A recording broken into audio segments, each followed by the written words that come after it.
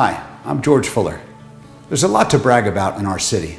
Most of us have moved here for those reasons we brag about. But if you're like me, you've become frustrated. Rising taxes, for example. My opponent will tell you that over the last 4 years, he's decreased tax rate by 2.25 cents per $100 value of your home. It's 2.25 cents per $100 value. Let me put that into perspective. If you take that tax rate cut, multiply it by the average value of a home in McKinney, and divide that by 12, you literally could buy a Starbucks Frappuccino, Grande, not a Venti, per month with the savings. However, we didn't even see that savings, did we? No, the average homeowner has paid 35% more in property tax over the last 4 years. 35% more. If city leaders don't want to own responsibility in this trend, they could point to rising appraised values.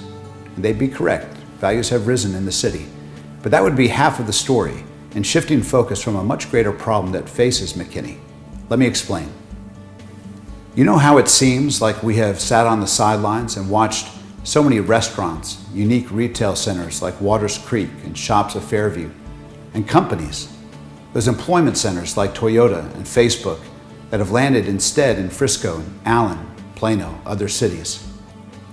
Well, over the past 4 years, the commercial tax base in McKinney has dropped from over 23% to now just 19%, putting a much greater tax burden on the residents.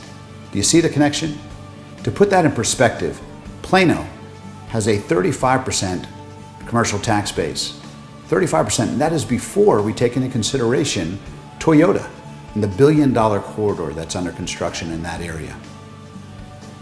When the commercial tax base represents less than 20%, as it does in our city, you and I, the residents, are carrying much too much of the burden. We must reverse this trend. Once the wheel stops and we've completed development and building the remainder of McKinney, we'll have cast our cityscape and locked in bloated residential tax burden. Not to mention the negative impact on quality of life amenities and businesses and employment centers that we'll have missed out on here in our community. This election is about either embracing the status quo or changing the direction, the path we're on.